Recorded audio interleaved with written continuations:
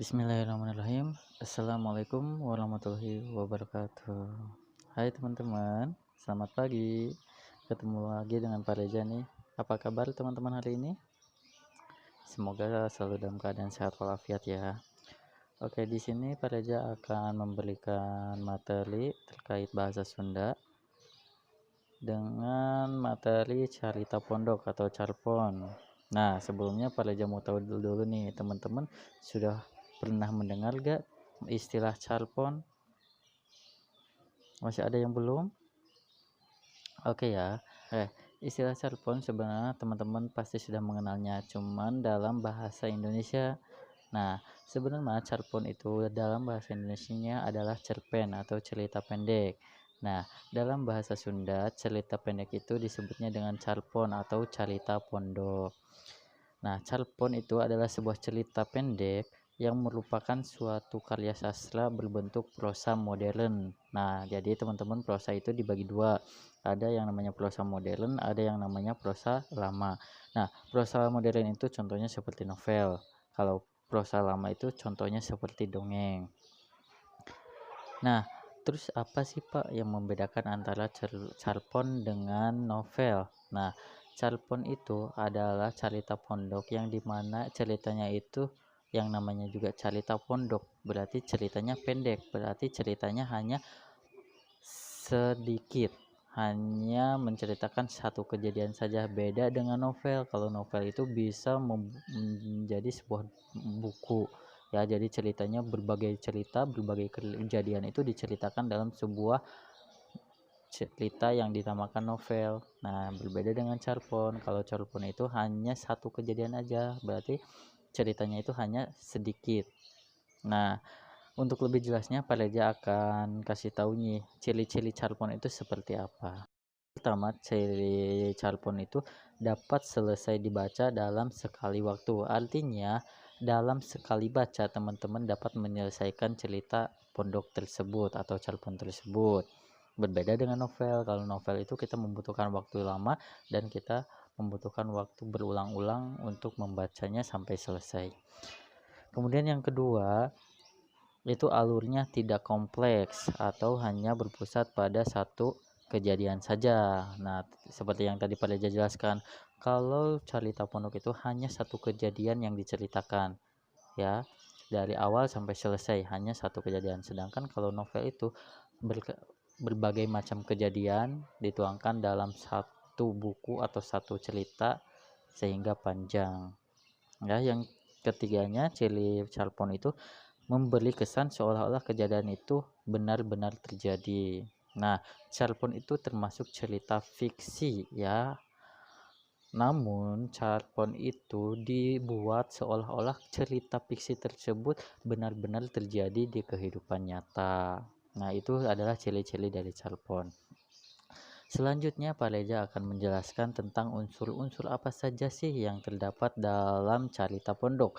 Nah, unsur-unsur dalam carpon itu terbagi menjadi dua. Ada yang namanya unsur intrinsik, ada yang namanya unsur ekstrinsik.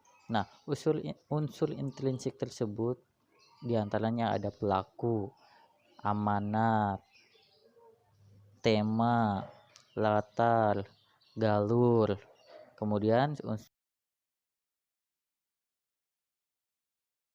Pak Reza akan jelaskan satu-satu ya. Pelaku, apa itu yang dimaksud dengan pelaku? Pelaku itu tokoh, yaitu merupakan orang-orang yang diceritakan dan membawa peran di dalam cerita pondok tersebut. Nah, dalam tokoh atau dalam pelaku tersebut dibagi menjadi tiga. Ada yang menjadi protagonis, yaitu orang yang menjadi tokoh utama, ada yang menjadi antagonis atau lawan dari tokoh utama, dan yang ketiga ada yang menjadi tritagonis atau menjadi penengah antara tokoh utama dengan lawan dari tokoh utama tersebut. Kemudian yang kedua ada amanat. Apa itu amanat? Amanat itu adalah perkara atau pesan atau nasihat yang ingin disampaikan oleh si pembuat atau si pengarang kepada pembacanya. Paham sampai sini teman-teman? Oke, lanjut yang ketiga yaitu tema. Nah, tema tersebut adalah gagasan, pikiran, atau ide utama yang menjadi dasar dari isi cerita pada cerpen tersebut. Ya, jadi tema itu adalah jiwa dari semua bagian yang ada pada cerpen tersebut. Kemudian yang selanjutnya ada yang dinamakan latar.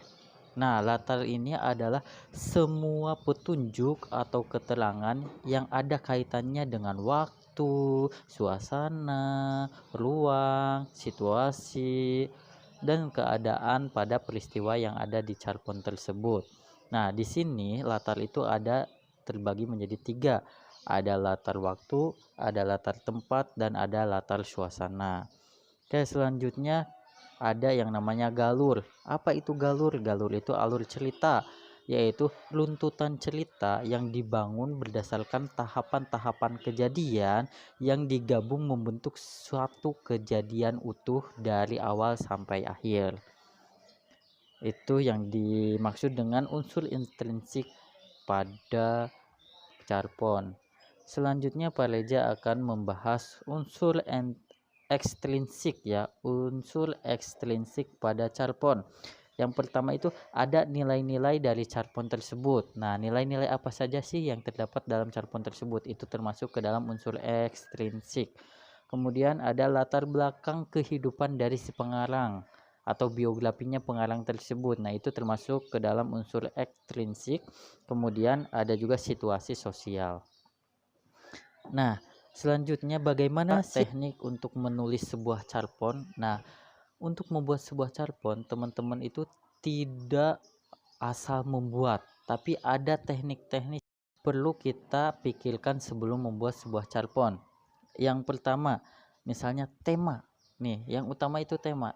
Tema apa sih yang akan kita angkat dalam cerita yang kita buat? Ya. Kemudian ada bahan cerita. Bahan cerita apa saja sih yang akan kita tuangkan dalam cerita tersebut?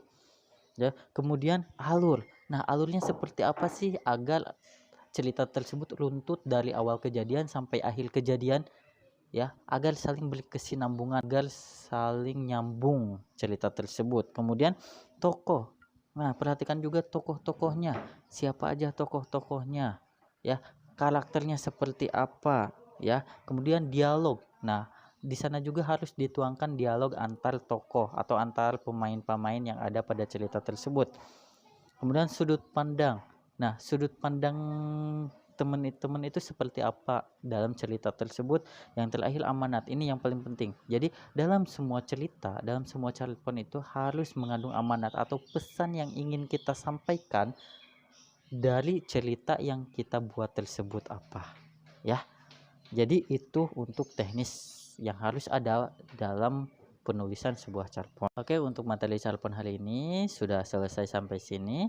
Selanjutnya Pak Reza akan memberikan contoh dari cerpen tentang penyelamatan makhluk. Ya, nanti teman-teman boleh disimak. Kemudian untuk tugasnya nanti akan Pak Reza sampaikan selanjutnya. Penyu hejo. Penyu teh nyaeta kuya laut. Nurutkeun para ilmuwan, penyu teh geus aya ti akhir zaman jura 145 dugi ka 208 juta tahun kaliwat. Rek saumuran jeung dinosaurus. Sanajan salilana aya di jero cai, sakali waktu mumbul ngalenghap. Penyu napasna ku paru-paru. Penyu ngalalana kacida jauhna. Tempat nu jauhna 3000 km bisa disolang salila 58 dugi ka 73 poe. Penyu jalu salilana hirup di laut. Penyu bikang muru basisir nyelang rek ngendog. Teu tulus ngendog mun kacaangan atawa kagandengan. Di dunia teh ngan aya 7 rupa penyu nu masih hirup. Nyaeta penyu hejo, penyu sisik, penyu cambridle, penyu lekang, penyu balingbing, penyu pipih jeung penyu tempayan. Penyu balingbing teh penyu nu panggedena. Panjang awakna 2,75 meter. Beratna 600 dugi ka 800 kg. Penyu lekang pangleutikna. beratna ukur 50 kg. Anu pangmindengna kapanggih mah penyu hejo, kabekina tutuwuhan jeung satosa laletik. Penyu beuki lila beuki ngurangan, malah kiwari teh geus meh tempur.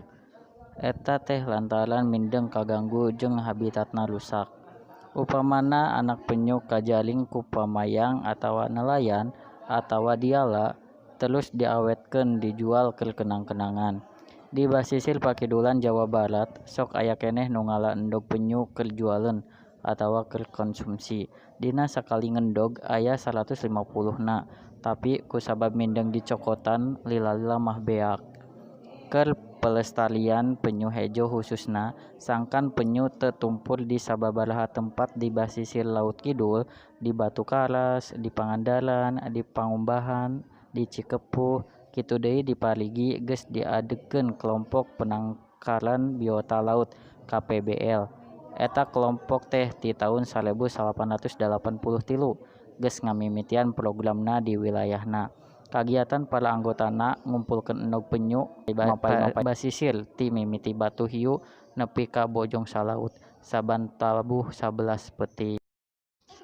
Oke teman-teman, untuk tugasnya silakan teman-teman isi soal-soal ini. Kemudian nanti teman-teman tugas keduanya teman-teman baca Charpon yang tadi Pareja baca, teman-teman baca ulang kemudian storekan ke Pareja. Boleh berbentuk voice note ataupun video ya. Terima kasih teman-teman, tetap semangat belajarnya. Demikian untuk materi pembelajaran hari ini tentang Charpon bahasa Sunda. Terima kasih. Wassalamualaikum warahmatullahi wabarakatuh.